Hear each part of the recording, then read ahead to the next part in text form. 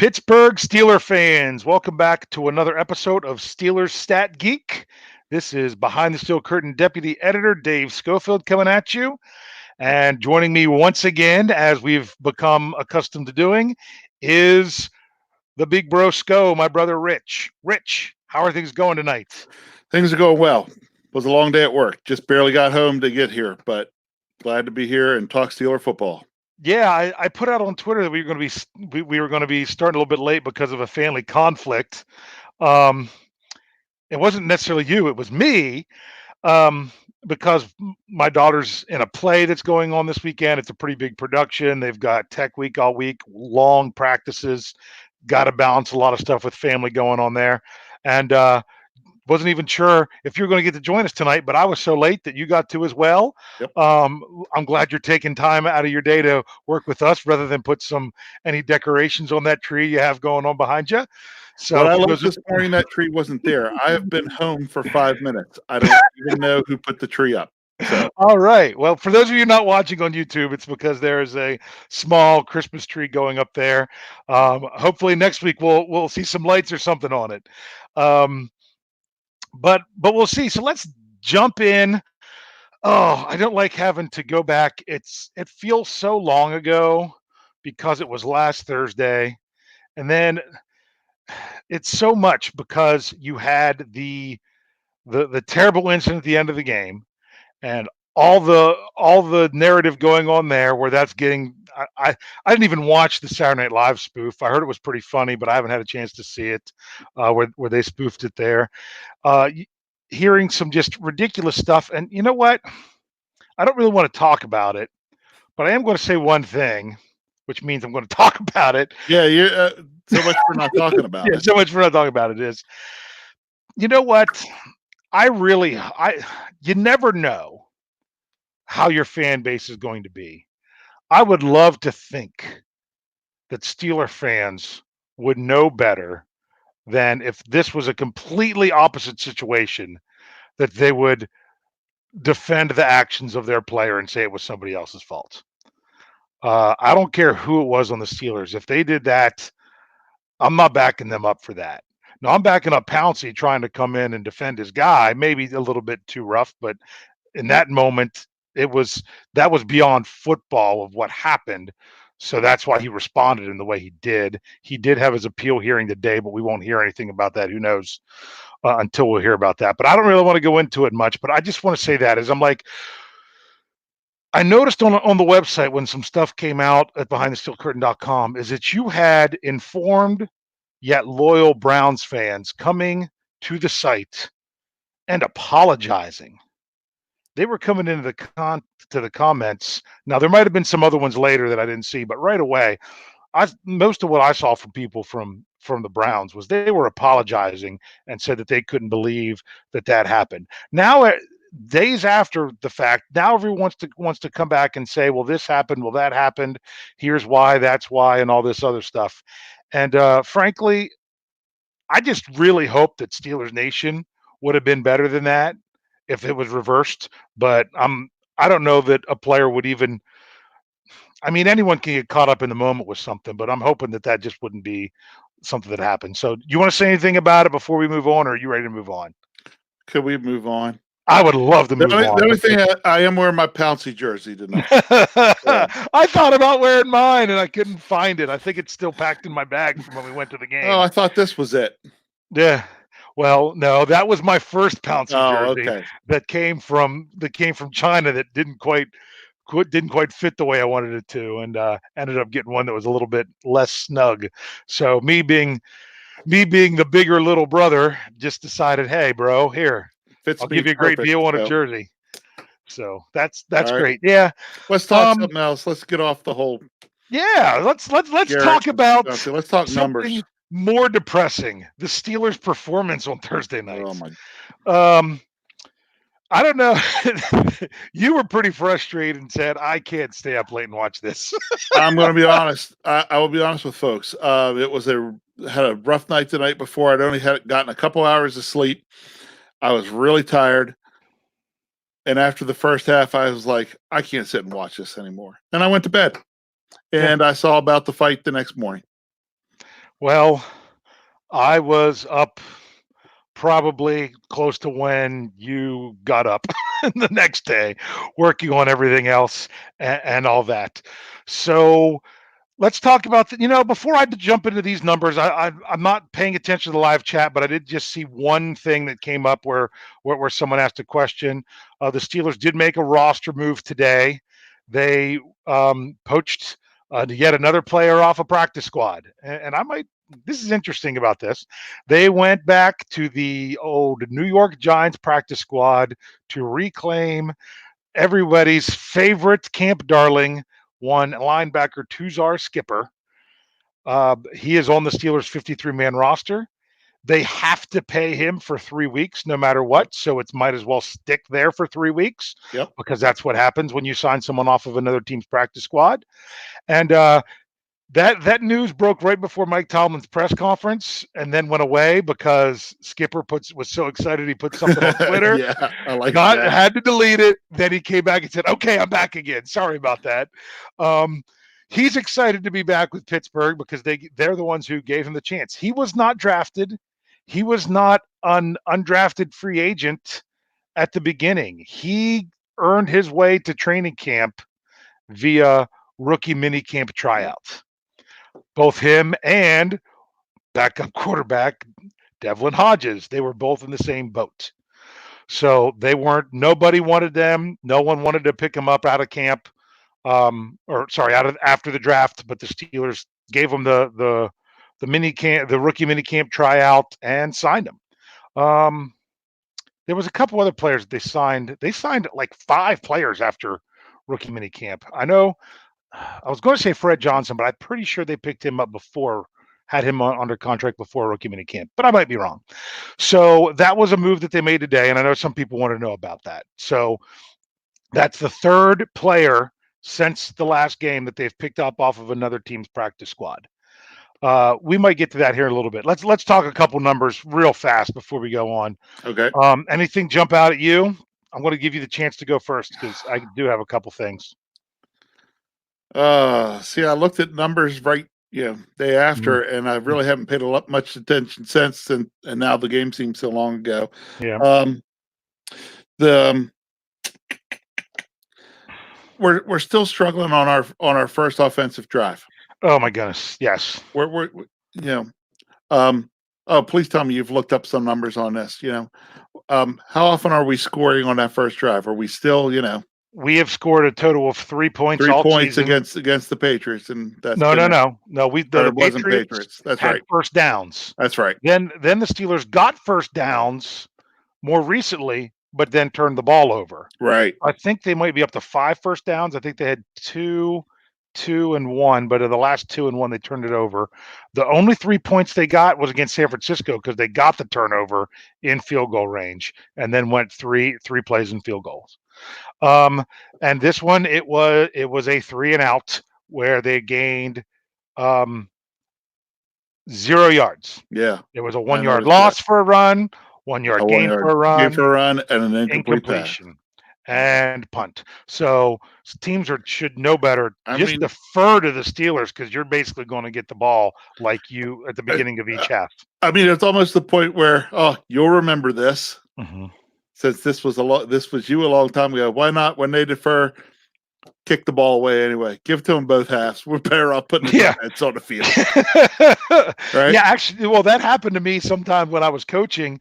That sometimes, especially when you're coaching like freshmen in high school, the coach didn't properly prepare their kids to go out for the coin flip and said, "Hey, we'll take the ball second half. We'll kick off the first half." So they go out there, they win the coin flip and say, "We're going to kick off." So here we come out for the second half. I'm like, it's our choice. We're going to receive.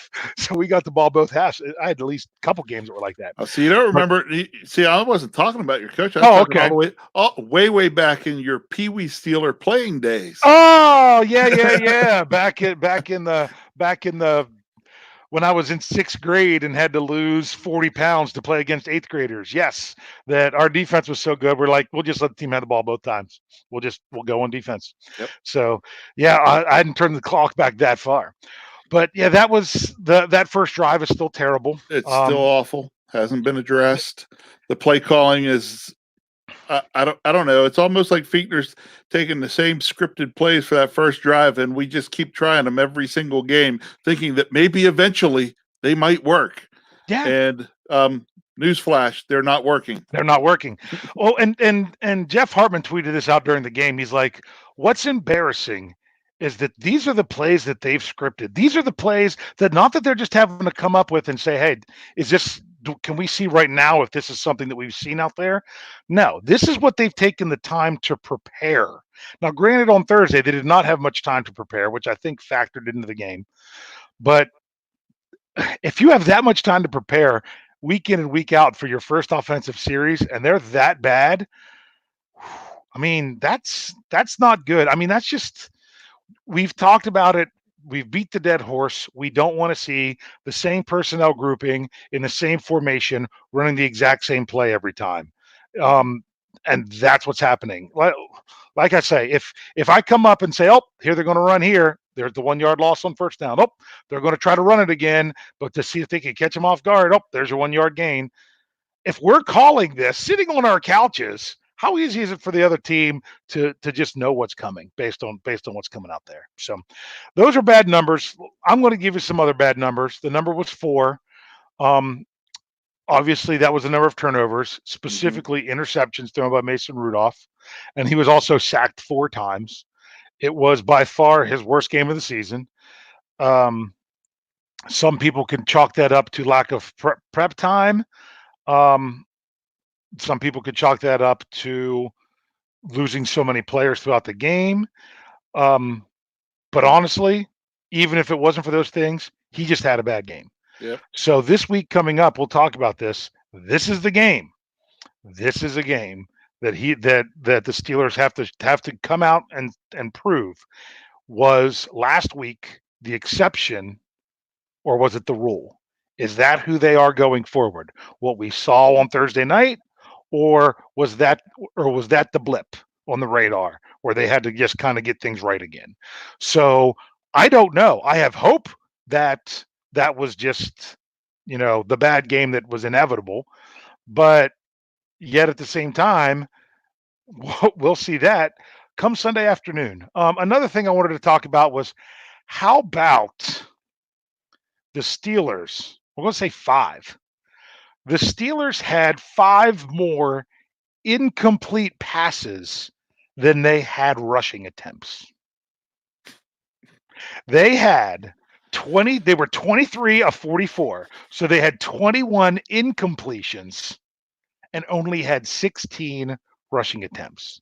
And what's sad is if you divide out by the number of rushes, they rushed the ball more per carry than their opponent. They just only rushed it less than half as many times. Well, and the worst part is, think about that, though. If we rushed the ball 16 times, 2 of those were the first 2 plays of the game. Yeah. Yes, they were. That's for a negative really 1 good point. and a plus 1 yard. And there was also the one play where they took a knee on 4th down and then had to run an extra play at the end because it was 4th down. Because he handed off the running back took a knee. They didn't coordinate that with the other team very well. You all agreed just to stand around since it's 4th down and not take the knee and just don't touch anybody and wait for the clock to expire and then take the knee. But as highs of emotions were right then, that's probably what happened there. So take away those 3, then you're talking 13 other runs. And it's just, I mean, what are you supposed to do? I mean, 58 rushing yards, but on 16 attempts. So it's not even that it's that terrible. It's that it's the inconsistency of it. It's the too many zero yards, 1 yard losses, only 1 yard gains on all of those. I didn't have time to go back and break it all down for tonight because I was looking forward to this week, but that's something I'd like to do. How many of those runs were for 1 yard or less? Well, we got spoiled for years when you had, the bus in the backfield and you just handed the ball and it was 3 yards at least every time you touched the ball. Yeah, but but I would love to have those days back. I'd love to hand it to the bus, get 3, hand it to the bus, get 3, go into third and 4. Yep. We're going to see if anyone has any numbers they want to talk about from this past week. I'm not going to leave this up here for a long time because, frankly, if you guys are like me, that game was 5 days ago, and I don't really want to talk about it. Hey, But if someone really wants to, they can. So, what's up? I'm going to ask you one only because Okay. I'm sure you have it there close by. Probably can pick it up. I did notice one thing right before I went to bed in the first half. We're losing the game, but we were leading time of possession Well, in the that didn't work out. in the first half of the game. That did not work out very well because the time of possession ended up all just 4 seconds shy of, and it wouldn't have been that if they wouldn't have taken the knee on fourth down. Just 4 seconds shy of 34 minutes for the Browns, which meant it was just over 4 seconds over 26 minutes for the Steelers. So time of possession was once again bad, but that's what happens when you're not running the ball. And that's what happens when you have 21 incompletions, because that's 21 times the clock is stopping. So you're not having a long time of possession out there. So, hey, I just check in. Sorry, I answered your question. Look at that. And I looked away for a minute. I see a couple things. Alex agrees with the four. With the four interceptions, Tom says that 3 yards per carry is the standard. You know what? And we're going to talk about this. There'll be times when I would take 3 yards on a carry. The problem is sometimes they're getting 5 yards a carry, but only once out of every 4 carries. It Yep. seems I don't have the numbers behind me right now to back that up, but that's just what it feels like watching the game. Gyro or Hero, I don't know.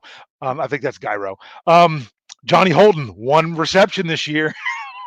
He finally caught a pass, and it was like the one time it wasn't where they'd sent him on a go route, where he actually caught a pass. But Again, I was checking stats before I went to bed at halftime, and I think going into the half, he had the most targets.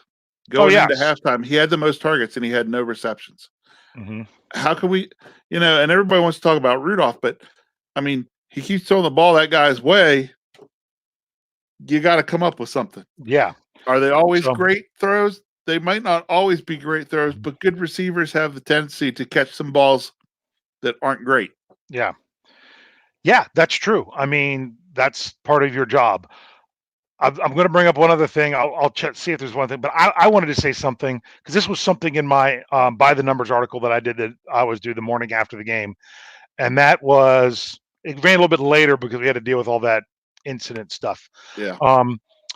20. By the time the Steelers got to the end of the third quarter, the only three receivers, wide receivers, I'm not counting the tight ends, only three wide receivers that they had available to them had a combined 20 receptions on the season before the game started. And all 20 of those receptions were by James Washington. Because Holden had no receptions, and Tevin Jones, it was his first NFL regular season game. They had pulled him up off the practice squad that day, because you can do that on a Thursday when you have a Thursday night game. So that's what they had to do, and it's a good thing they did rather than try to run with four wide receivers, because they'd have been down to two. And frankly, I'm going to tell you, I've said this to people that don't like Johnny Holden. I do not like Johnny Holden as a receiver. I don't like them putting him out there in the jumbo package, because let's put a guy out there that we've thrown to 600 times this season and has one catch, and say, "Oh yes, we're gonna throw the ball every once in a while." I don't think that's smart. Stop looking at Johnny Holden as a receiver. Johnny Holden should be your emergency receiver. He should be like your sixth receiver, or the reason he's the fifth receiver would be because they don't run five wide receivers hardly at all because they use their tight ends. Why take Vance McDonald off the field? Right. He should not be on the field as a receiver. He's their special teams gunner, and he's very good at it. And as long as he's your emergency receiver, beyond that, that's okay. Well, unfortunately, it was an emergency on Thursday night, but I think he was still getting too much offensive playing time before that. So I do want to say what Dennis said. Dennis said 100% the improvement this week. Fingers crossed. That it just made my live chat skip ahead. So I'm trying to look at this. Steelers fan 74. You got to say this: zero takeaways. Haven't had that since week one, right? Yeah, they didn't have Team. any. Didn't have any. Do I got you? Oh, you got me. Sorry. Yeah, I got you. Go ahead. Okay. I said we had 0 takeaways against a team that had been giving it away a decent amount, and we didn't Yeah, get any. and that's the thing. They had been very carefree with stuff. I actually said this in an article that I felt that here. Let me take this down. I felt that the short week I thought would really hinder the Browns with the first year head coach. But personally, I think their coach is so bad that less time actually gave him less time to screw up his team. Because that, I'm sorry, that guy is in so far over his head. You can see by the actions of his players. You can see about all the head hunting. They've got more personal foul penalties than any other team in the league. Was something that I read. I did not look that up myself, so I'm going off of somebody else's stats. Um, so that's what it is. Um, Wes sums it up. I'm going to end with this. The pathetic part is Cleveland didn't actually play that well. We just played that bad. Wes, I agree with you I agree. I agree. because if you, I said this with Jeff on the Q&A that we did on Sunday. If you didn't get a chance to check that out, make sure you go back. It's here on the channel. Which reminds me, I'll go ahead and jump into this before I answer this. Speaking of the channel, we always mention the super chat feature. That if you all ever want to just um, type in your comment, hit the little $sign, leave any amount that you want towards the show. We always appreciate that, and that's great. We will definitely bring up what you have to say if that's what you do. But the bigger thing you can do is go back, clear off exit the live chat for a minute and hit that like button, hit that thumbs up on YouTube to that, which helps promote our content. If you're listening to this on podcast, give us that positive rating, or the stars or the thumbs or whatever it is, depending on what you are using as your format for a podcast. That's the best thing you can do to help out. um, Although we understand if you really want to give us your hard-earned money, that's great. But if you really want to do that without giving up your hard-earned money, that's the best thing you can do. Um, this is funny from Wes again. He says when we beat the Browns in Pittsburgh, does Kitchen get fired before heading home? I don't think that's going to happen this year, right after a Nope. Steelers game. But man, Kitchens is gonna be able to finish out the year, but when they look back and see it's a disappointment, mhm, then he'll go.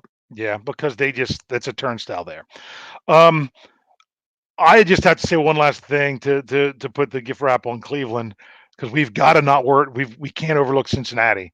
But when we turn back around the next week and play in Cleveland, which has now got flexed to a 1 o'clock game, which they say is good. So less time of tailgating, maybe not quite as a ruckus with this team coming in. But I am so glad that game is at Heinz Field after what happened, because to have to deal with that in the visiting stadium would Oh just be yeah. terrible. So if anyone wants to go to that game, the person who was going to get my tickets backed out. I still have 2 tickets available for that game. Please go on to Behind the Steel Curtain, click on any one of my articles. My email's right there on top,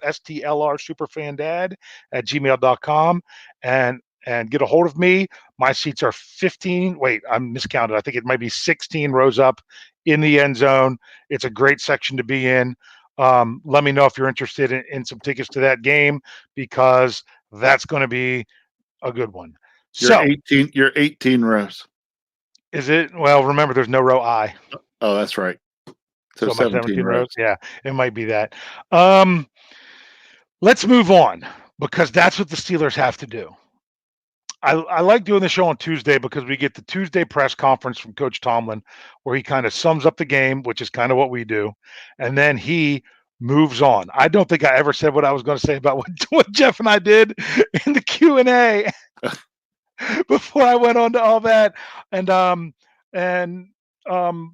maybe it was about their coach. I can't remember, but if I think of it later, I'll bring it back up. Um, Ryan wants to know why there's no row I. Do you want to know why there's no row I? Because it looks too much like a 1 and people get confused. So that way there's 25 rows when you use all the alphabet. That's just what they do. Um, Cincinnati coming up this week. I'll be honest with you, I'm kind of happy that it's in Cincinnati because the Steelers historically have played better at Paul Brown Stadium against the Bengals than they have at Heinz Field. So True. go on the road. My only worry is, since you like numbers, is 7, and that is number 7 usually plays very well That's in true. Paul Brown He Stadium. kind of owns the state of Ohio. Yeah, he does. But not only that, it's although he plays well, it also is a team effort. But it's always starts with 7. It always starts with 7. And unfortunately, since week 2, nothing has started with 7. So the Steelers, they're 5-5. They're 1 game back in the playoff hunt, and so they're still right there.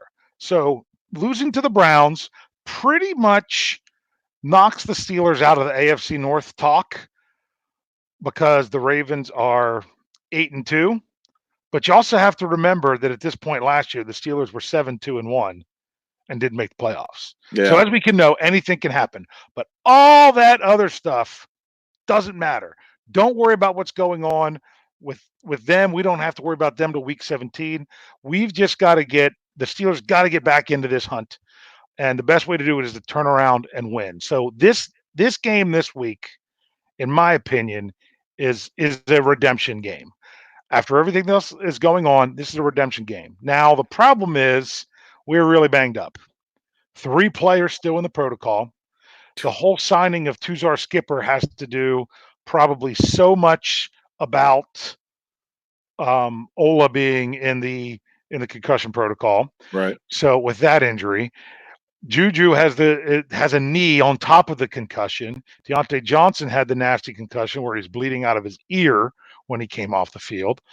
It's just a lot going on. The Steelers have a couple more wide receivers, but also look for the Steelers. You should see another roster move this week because once the appeal is done and Marquise Pouncey's suspension, however long it would be, kicks in, they're going to have an open roster spot. So based on how the Steelers fill that spot, it's going to probably tell you a lot about their health at some of these places. James Conner's not looking good to play, but there's a good chance that Benny Snell could be back. Snell is no Connor, but at least it's another body of someone who's done it a little bit before. Although I will talk about Snell with some stuff we have coming up. So just got to see what they're going to do. How are they going to respond? But I think it's more importantly, the first number I'm going to throw out with this week is that the number is 2. And that's how number 2 responds. Yeah. He's the one that's got to come back. He's the one that's got to bounce. He's the one that's got to have that amnesia and come out and do what he needs to do to win this game. What do you think? You're going to learn a lot about Mason Rudolph as a quarterback this week. If he comes out, puts last week behind him, plays really well, then you can still maybe have some confidence that, he could have some success in the NFL. If he let last week get to him and comes out and lays another egg like he did last week, then you got to start to worry. Yes. Yeah, that's what I said to Jeff on the Q&A. I'm like, one game is not, you're going to have these things happen as you go along. I actually read off a list of quarterbacks over the last 20 years that in their first 16 starts, which would be considered a full season, how many of them have thrown 4 interceptions in a game. And there was a lot of them. I know Matt Stafford had 2.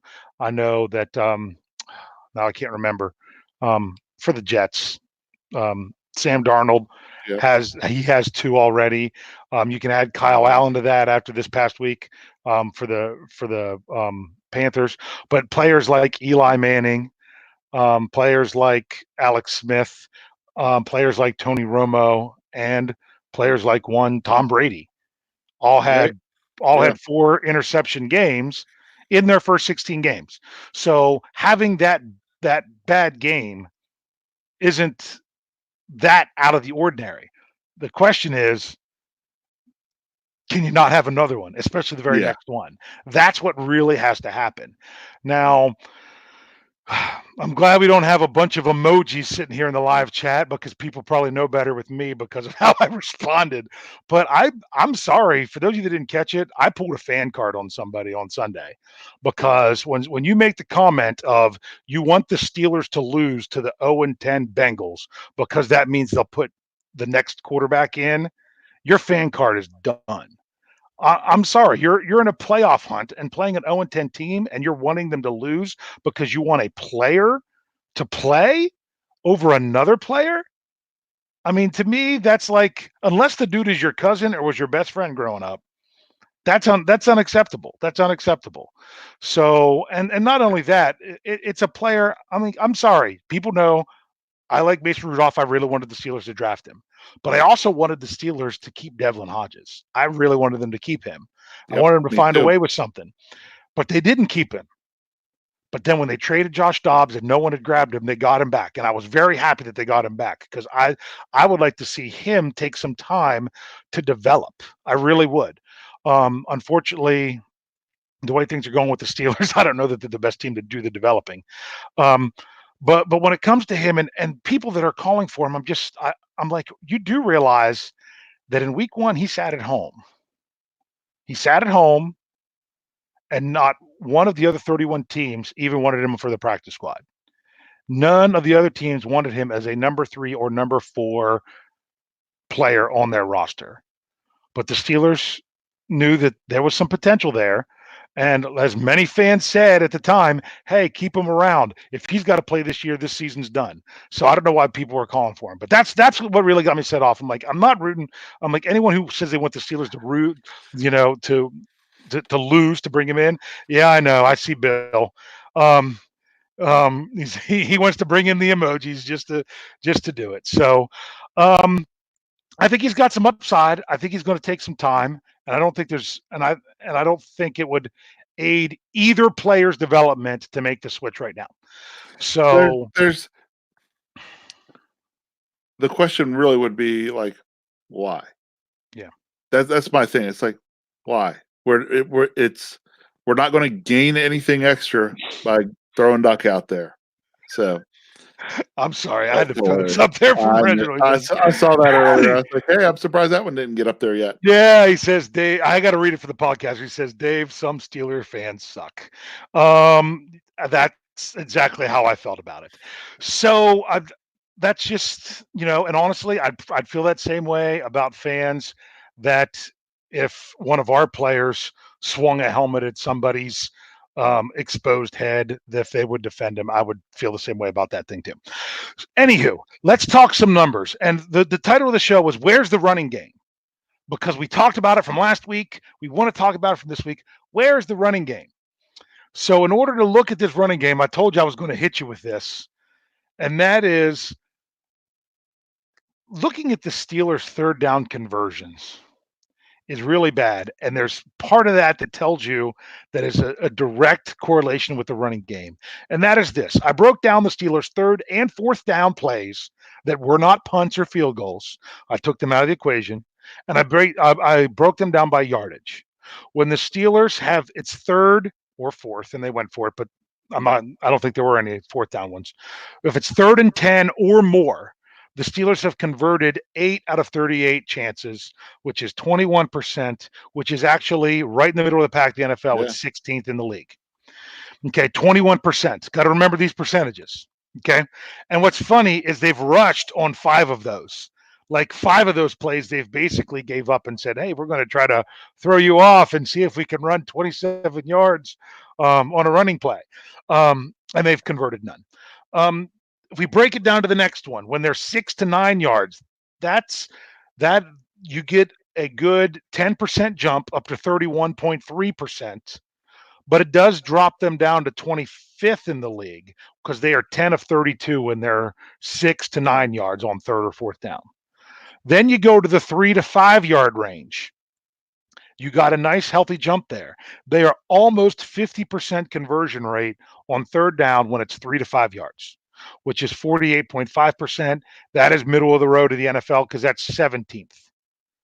So that's where they are, and that's not terrible. So you would expect at least another 10-point jump up to you'd try to get it around 60% when you get it down to third and 0 to 2 yards. And the Steelers are a whole whopping 32.1% conversion rate. That puts them dead last in the NFL. That's awful. It's just Dead awful. last in the NFL if it's third and 2 or less. Now, to put that in perspective, they're last at 32.1%.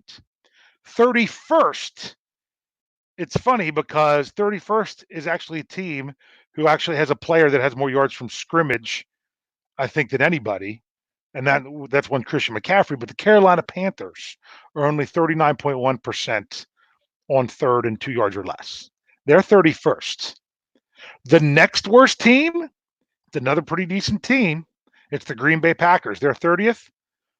They're at 50%. Right.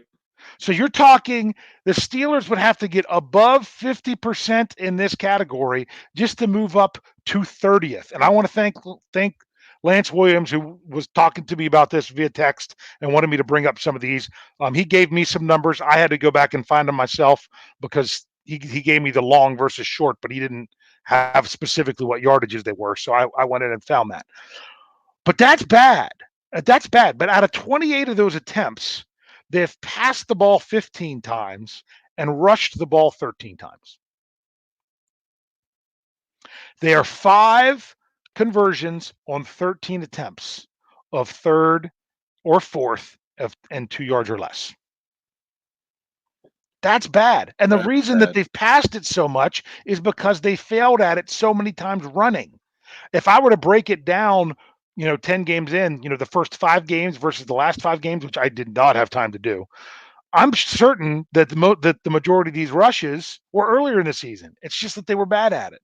And here's a number that's going to get you. I know I'm just kind of going off these numbers. That's okay. Well, I'm going to ask you a question. Out of those 5 rushing conversions, 3 different players have them. Do you know which players have rushed for a first down on third or fourth down and and 2 yards or less? Well, let's see. How about Connor? James Conner has one of the 5 conversions. Okay.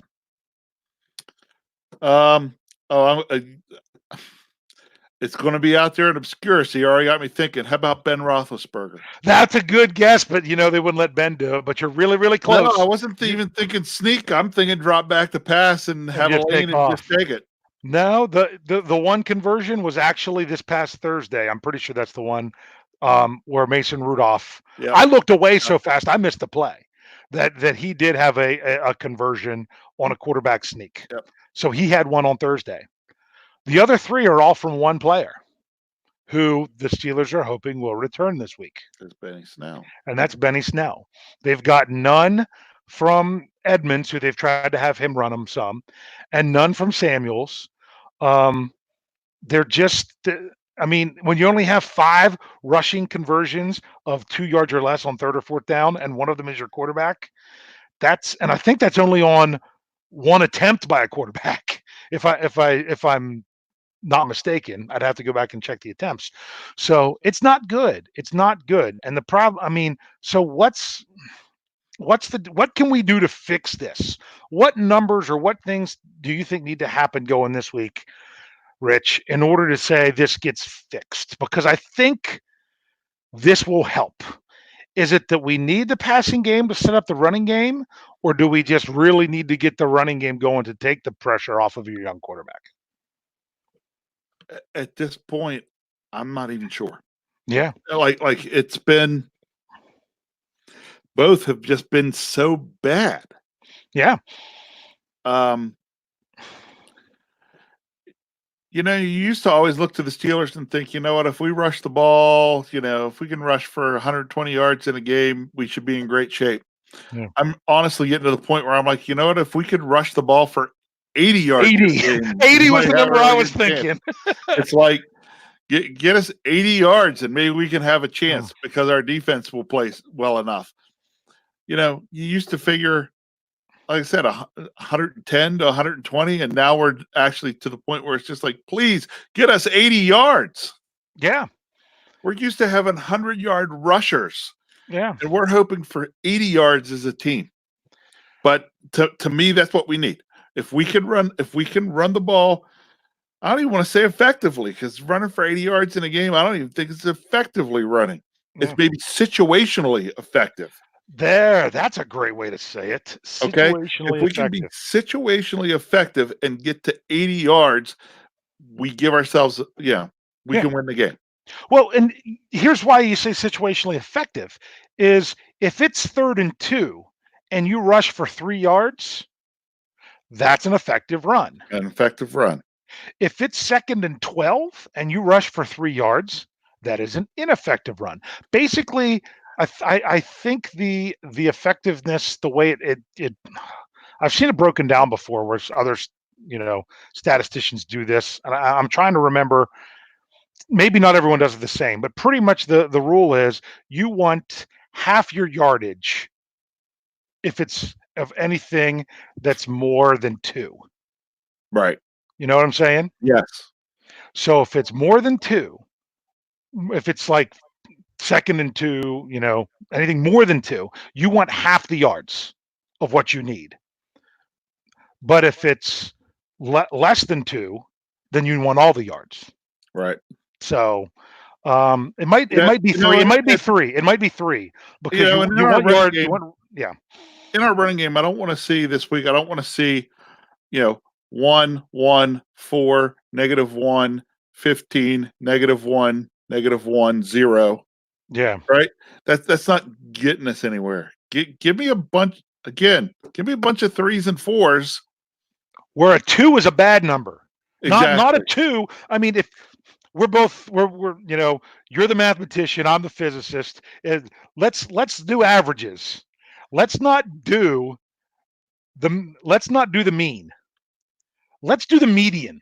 Yeah. Line up all the rushing attempts and from least to most and look at the middle one. Look at the middle one. We could do mode as well. We could see which one happens the most often. But that would be a lot of 0s and 1s. That would be that's probably what it's going to be. So, but if we're going to do it, for those of you that don't know what we're talking about, there's 3 different types of averages. A mean average is adding them up and divide by how many you got, which most people do. The median is just listing them all out. If you've got 7, then you list them in order, and it's the 4th one, then that's your average. That's what we want to look at. Let's look at that median average, because having a couple great runs is fine. But if your median, if the one that's in the middle is a 2, that's what you want as your extreme on the bottom. You want 2 to be your worst one. You want that median one to be like a 6 or 7. So, and that's what the Steelers aren't getting. Is it an offensive line thing? Is it a scheme thing? Is it a personnel thing? Is it a giving up on the running game too early thing? Yeah, I got no answer for that. Or is it an all of the above thing? I don't think any of us have the answer. There's times I'd like to look at it and think, you know what, we're really struggling on our offensive line, but I know what this offensive line is capable of. So then I start to think that it might be a little more about the scheme. Hey, just before we have a chance, I might have already lost her. Just wanted to say goodbye to Felicia. She's been a long-time listener, supporter of the show. Because of her work schedule, she hasn't been catching a lot of live chats. She was on for a while, but had to head out. Wanted to thank you there. Yeah, I mean, it's scheme. I mean, I'm working on an article right now. I don't know when it'll run, and that is who's really the running game coordinator, because earlier in the season it was reported Ryan Clark gave mention that Mike Munchak was the run game coordinator for the Steelers last year. So he's gone. Who's coordinating the run game? Is it Fietner, who is really just a quarterback coach? Please help us if that's it would explain a lot. Yeah, because he's a quarterbacks coach that has a title of offensive coordinator. That's not someone that you want coordinating your run game. Maybe because of the whole thing with Munchak is why Fietner got the job. We're like, hey, we've got a former head coach here that's offensive line coach, great with the running game. We're going to promote the quarterback coach to make sure that Ben's happy, but we're going to have him take care of the run stuff. And now they don't have it. If it's Fietner, we're in trouble. If it's Surratt, it was a mistake by the Steelers because although I do believe he has a lot of potential as an offensive line coach, that's too much to put on someone who's stepping up into that role for the first time. Is it Eddie Faulkner? Did I say his name right? I probably butchered his name. The new running backs coach because they lost James Saxon. They didn't bring him back. Is it him? So it's either someone who's a first-year coach with the Steelers or the offensive coordinator who's really just a quarterback's coach in disguise. So no wonder they're struggling with the run game. Add to that a struggling offensive line when it comes to the run game. Add in a lot of injuries with running backs with the run game. Add that with no threat that you normally would have with Ben Roethlisberger in the passing game that was more that could help open up the run game. And it's just an absolute recipe for disaster. It's been ugly to watch. Now, when it comes to the run game, what I am interested to see, since Mason has taken over at quarterback, what has been our best game rushing the football? Best game rush. Connor had a 100-yard game. Was that Miami? I'm trying to remember what. I don't know, but I don't remember. remember. I'm not even sure exactly which game it was. Someone will help us in the live chat. But what I can tell you this, I can tell you personnel wise what we were doing. Mm-hmm. Rosie Nix. Oh, we were on the Wildcat. Oh, was it the Wildcat game? No, Roosevelt Nix was healthy. Oh, when Roosevelt Nix came back, that was the Miami Dolphins game. Right. That was the only game he played the whole game. Right. Yes, and that was where we were breaking off a lot of 6 and 7 yard runs. But here's what's crazy about that. Other than the first run where I said that Coach Fietner watched the podcast because he did what I said and they sent Roosevelt Nix one way and sent the running back the other way and he busted for 45 yards. Remember, they ran for 90 yards in that game and 45 of them were on one run. Yeah. And that was a thing where they deceived. They brought in Roosevelt Nix and they didn't put him where they wanted to. Every time they went up and they led Roosevelt Nix up through the hole, you're talking 1 or 2 yard runs. And I'm not, and that has nothing to do with Nix. Nix is a great blocker, but when the other team can send more people where you're running the ball than what you can block, then the only way you can get away is the only way you can have it is if the running back makes somebody miss. And that's another thing that's a problem with the Steelers this year. How many times have we seen our running backs make somebody miss? I think it's been a while that they've made someone miss to gain those couple extra yards. None of them can make anybody miss, and none of them can run everybody over like Bettis used to. So we're not mauling them. We don't have maulers on the offensive line, although BJ Finney's supposedly one of the bigger maulers. Let's see if he can come out and step up for the next few games. I think Matt Filer could be because he's so strong, but I don't know that that's what I don't think that's what they've developed these offensive linemen to do. So we don't have that big bruiser of a back. And it seems like when we want to try to run, all the linemen, everyone, I love the schemes where they pull the linemen and do some stuff like that. But it seems like so many times our offensive linemen are so worried about, their biggest responsibility is moving east and west rather than pushing a guy north and south. That so much of the flow is to the side. And when I'm at the stadium, I can see it because you just see them snap the ball and everyone's flying one way. Well, when you're flying that way, you're not driving your guy down the field. So, and I'm not saying that that's the player's fault. To me, part of that is your running game coordination. So I really think who's coordinating this run game? So we've really gotten away from numbers here. We better get back. But that's okay. That's all right because I think this is a big issue. So here's the question. Let's bring this all back to the numbers. What do you want to see rushing the ball specifically on Sunday? What do you want to see? Are you more worried about attempts? Are you more worried about total yards? Are you more worried about yards per carry? Or are you what do you want to see the most number-wise? I'd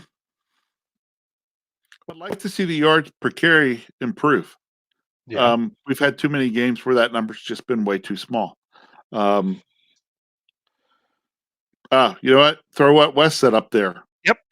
I just saw that. Oh, it jumped. Wes, I know it jumped up. Wes is quite He's wise. been on point tonight. He put a few. He was things on up there point we last haven't night thrown too with the hangover too. He's put a couple things up there we haven't thrown up to that I thought, wow, that's a pretty good take. So Wes, kudos to you. Short yardage conversions. Well, short yardage conversions help keep drive alive. Adds to your time of possession. Adds time of possession. That's short yardage conversion. Joe says yards per carry. I agree. Like I said, I like the median. I'm really going to be big on that. I'm going to start looking at that next game. I want the median. I want a list of every rushing play, and I want to know what we're doing the most. Because guess what?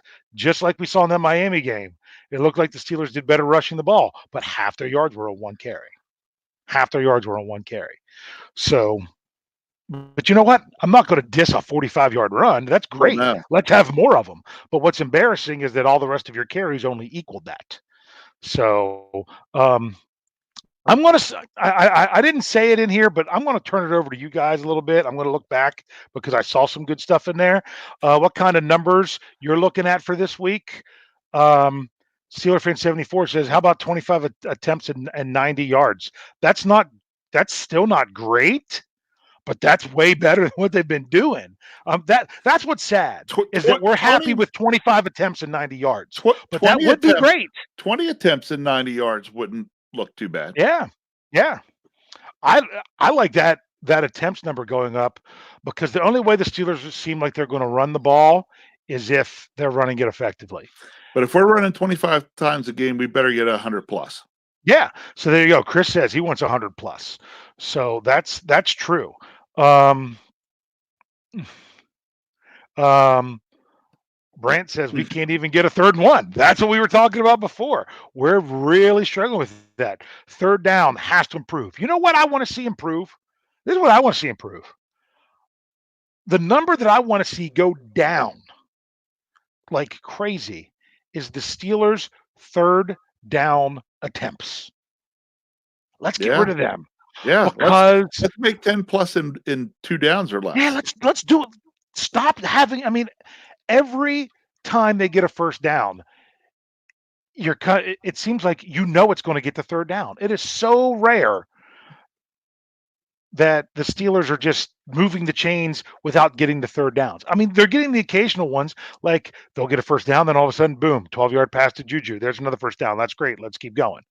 But when you're constantly having to get the 3rd down every 10 yards, that's when one thing going wrong completely screws you up. One sack and you're done. One penalty, you're done. And that's not how I want a nice long drive to take place. I don't want it to be 3 plays for 11 yards, 3 plays for 11 yards, 3 plays for 11 yards. Well, because you could have a 10-play drive that ends in a punt. You could have a 10-play drive that ends in a punt. Yes. If that's the way you're doing it, you've got to get the yards, and if you're running the ball well, then next thing you know, boom, you bust a nice little pass, an 8-yard dump off to Vance McDonald's who rumbles for another 10. And that's exactly what you're looking at. So maybe it's not really a specific number, but maybe something that I'd like to see is more chunk plays.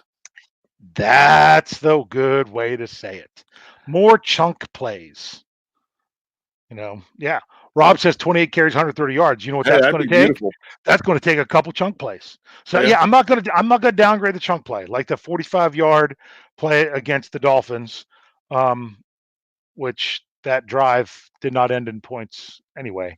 No, but we need to have drives where we have like you need a 20, 22-yard play in drives. All right. We need. You need a few of those here and there, and we're not getting much for that.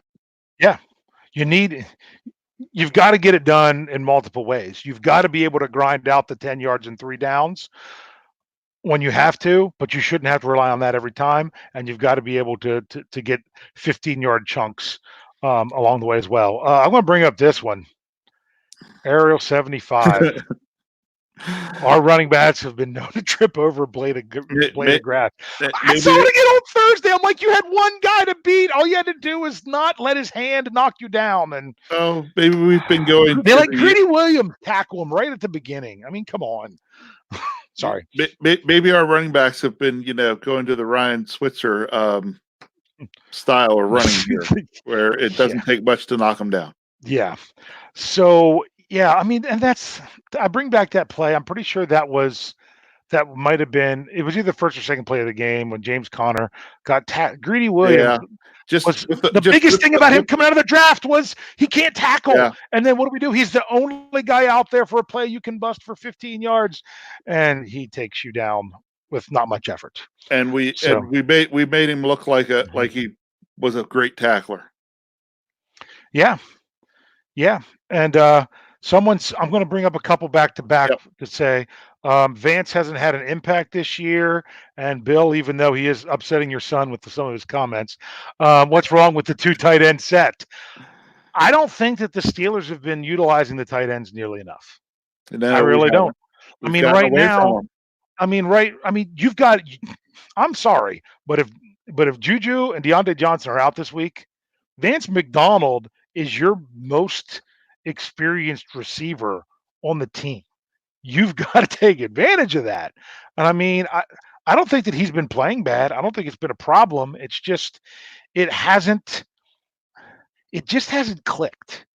It just hasn't clicked. Again, is it that it hasn't clicked, or is it the scheme?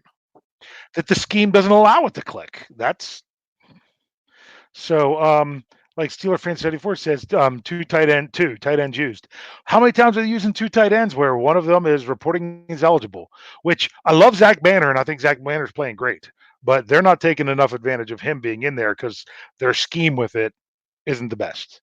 So it's funny. Oh, let's keep throwing that out there because the fans cheer.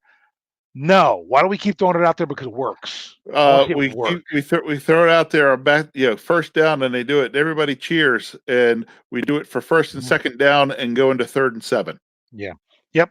So yeah. I didn't say this before I said numbers. If anyone does have a question, you can fire that out. Remember, you could use the super chat if you wish. Kyle asked the opinion on the new running back. It was Kareth White Jr., but I think it's Wyte that they got from the Bears. He's out of Florida Atlantic. That dude apparently in college was a beast of a kick returner. And they just thought perhaps it was an upgrade than what they had in where they released Tony Brooks James. So I'm saying let's see. He could very well be active just as the kick returner, and then maybe get the ball depending on injury or whatnot. So I don't know about you, but they're like, oh, why are we poaching people off of other people's practice squad? Well, what do you want to do? Sign guys off the street that nobody wants? At least if they're off someone's practice squad, someone cared them enough that they wanted them with their team still. Right. So I'd still take that over other things. And now I might have to get on my soapbox here a little bit. Sometimes we just got to trust that the people that do this and make a lot of money doing the job of knowing things, GMs, coaches, things like that all across the league, that the reason that they're making this money isn't just because they happen to be standing at the right place for the job interview, that they actually know what they're doing. People say, where's Eli Rogers? Why aren't we signing Eli Rogers? He's sitting there. Why won't we look at him? Well, the Steelers cut ties with him for a reason. I don't know what that reason is. He's also had workouts with other teams. Other teams haven't signed him. It's guys that we lose to other teams, like the Deontay Spencers. That is frustrating. That we're like, we should have known better. That guy's been a beast of a returner for the Broncos. That's what we don't want to lose. Okay? Those are the mistakes. I could see that. But we're saying, why aren't we bringing in so-and-so? Well, no one else is bringing them in either. So part of me has to say that they probably know more about it than we do. People are still asking about Dez Bryant. Dez Bryant still has not completely recovered from his injury. That was a week ago that he said he was 2 weeks away. We got to remember that. So sometimes you just have to remember you've got to trust that the professionals throughout the NFL know what they're doing. And especially when it comes to the front office, I trust the Steelers more than anybody else. But that's just me. Off my soapbox. Want to say anything about that or just go through the live chat?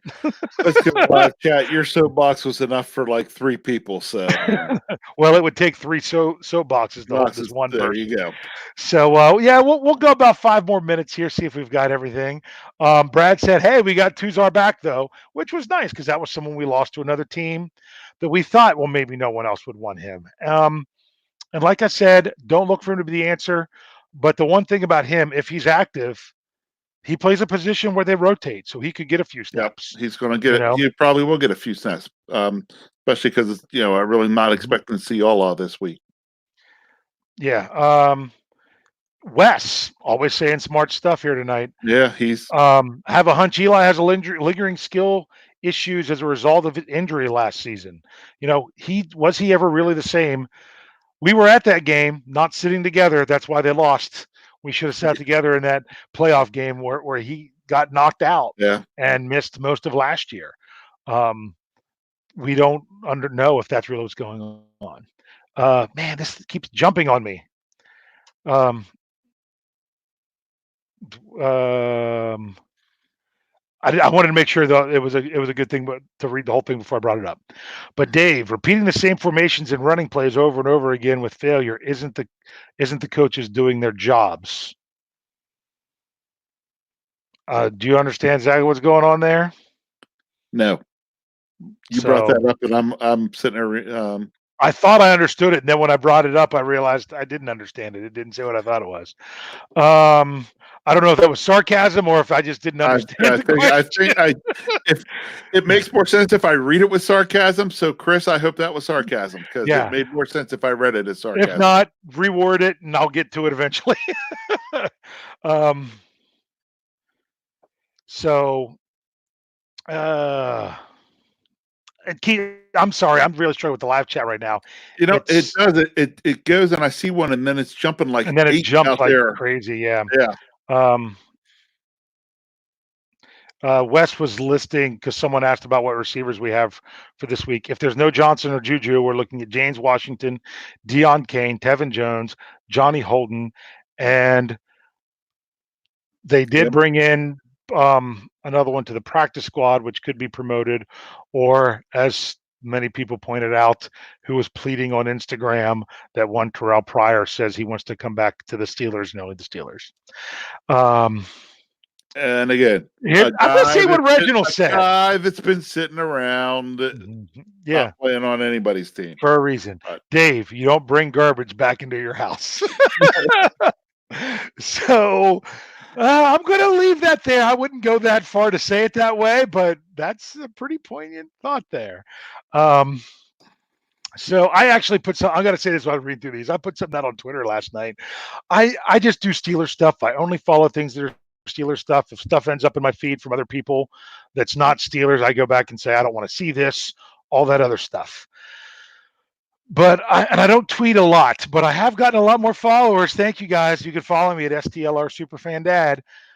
But I said last night, I'm like, Philip Rivers just threw 4 interceptions. Wonder if everyone's going to start screaming for Tyrod Taylor.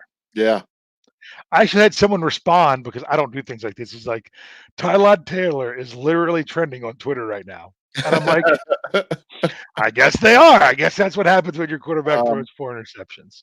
So I heard a little bit of talk on that this morning, but most guys that really, when I was listening on the radio, and most guys that know much of anything were like, you know what? No, you're not going to do that.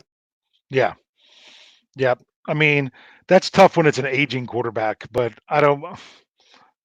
One game does not a end of career decision make most of the time, unless it's injury. Double HH says agree. Annoyed by people having or asking for aging stars sitting on couches who clearly have injury or stamina issues that they could. So some people are saying about maybe Sutton Smith got cut again this week.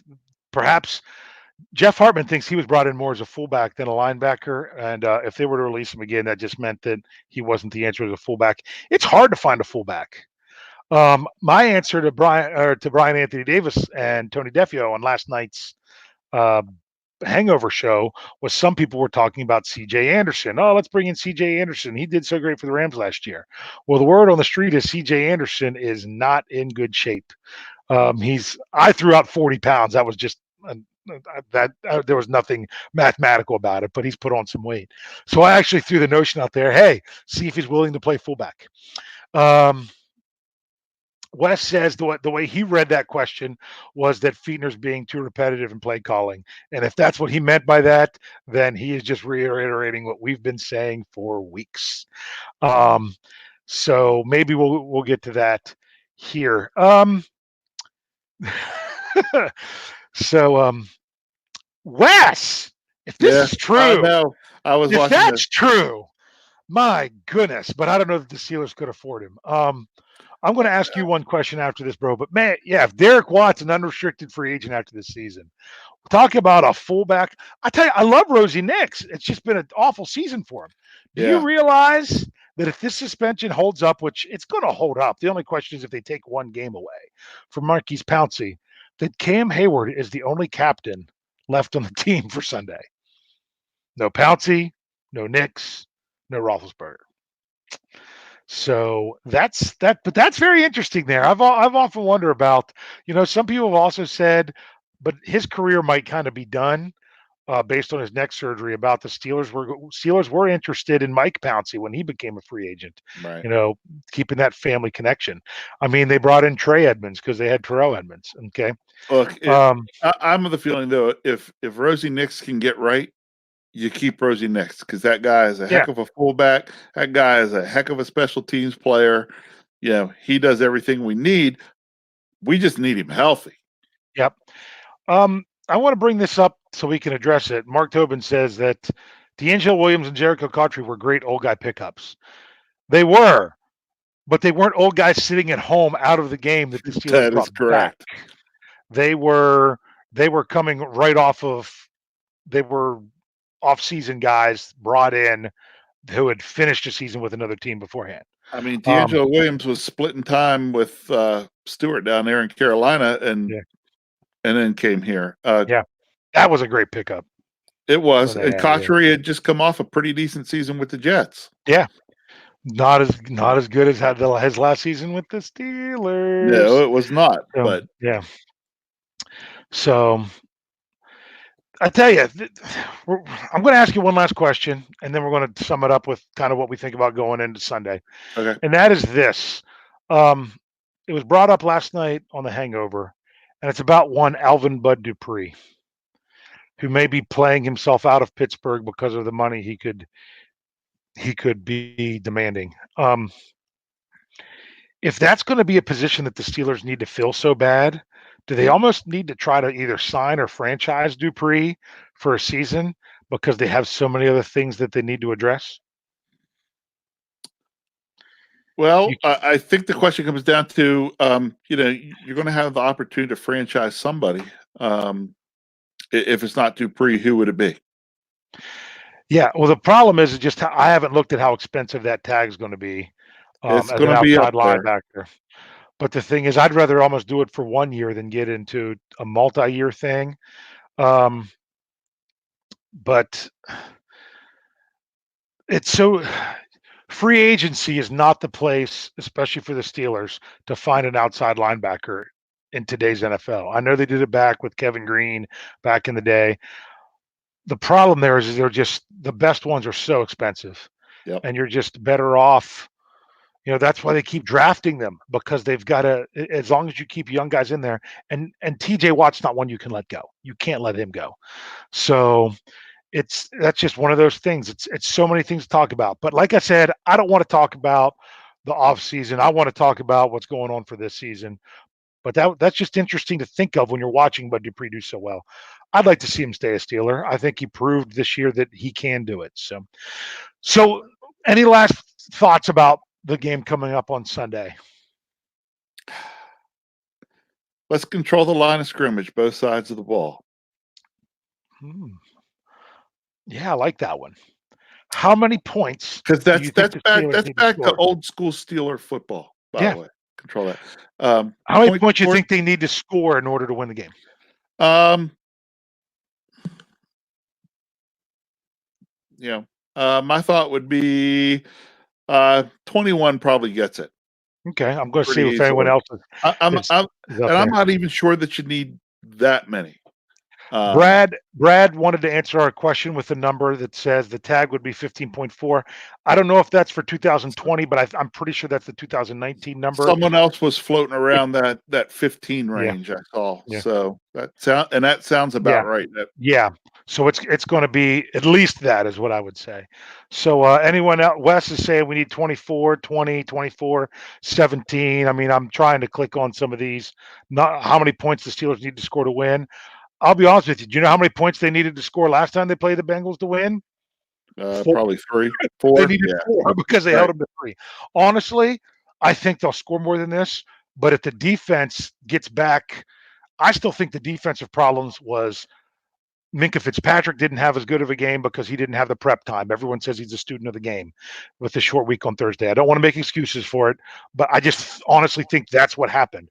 There was a communication breakdown on the long play that set up the first touchdown.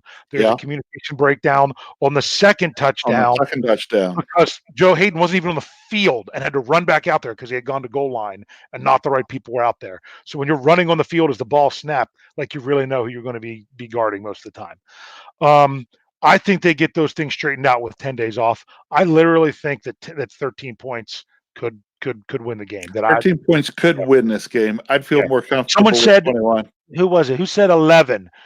Jaguar G. Is that Jaguar G? Yeah, 11. That's what I was thinking because I think they could hold the Bengals to 10. That 11 could do it. I was just thinking of an easier number. I don't want to throw out a Brian Anthony Davis number that's like just a random number that then happens to hit every once in a while. 15 to 11, right?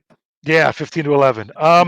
We got $2 from Kathy saying another great Scobro show. I like that. It's the I like Scobro that. show. Yeah. Yep. Keep it up. We Thanks, appreciate Abby. that. So, with that said, we should be on a regular schedule from now on for the rest of the year. We hope. We should be coming at you Tuesday nights. I'll at least be coming. You'll be sitting in as someone fun to talk about. I just enjoy this more to be able to talk to you. Um, it just makes for a great time.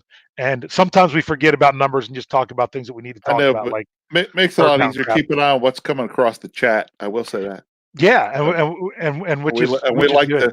we like to bring up the stuff coming up in the chat. So Yeah, I've got someone predicting the Bengals, and I'm afraid it's because they want to see Duck. So I'm not even going to acknowledge it. well, look who it is. It's been Mr. Emoji Man. So Yeah. I'm So not even going to say who he was because yep. he's been annoying me with the emojis all evening. Yeah. So and he's getting killed in the live chat, by the way. Yeah, I know. So we want to thank you all for tuning in tonight and being a great part of this live chat. I want to thank you all who are tuning in, listening to this in the podcast form afterwards.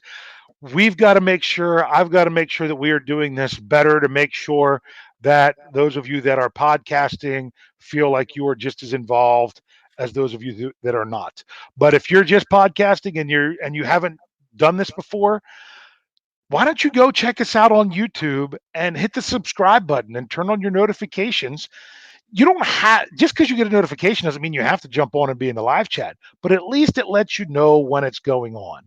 Then if you're subscribing, that's a great way to help us out because we have this goal of we're trying to get to, Lance Williams says 6, but Jeff Hartman says 5,000 subscribers by the end of the season, by the end of the calendar year is what we're going to say. And we're on our way there, but we just got to get more people there. So if you're listening in podcast form, go check it out on YouTube just to see what it's all about. I don't blame you for doing podcasts because if it was me, I would rather just have to listen to us than have to look at us because there's Because not a lot here to look at. we're not pretty. We're not we have great faces for podcasts. And Yeah. that's just how it is. So thank you all for coming out here tonight. Thank you all for listening in podcast form. And as Lance Williams says, tune in, tell a friend, and subscribe. We'll see you all next time.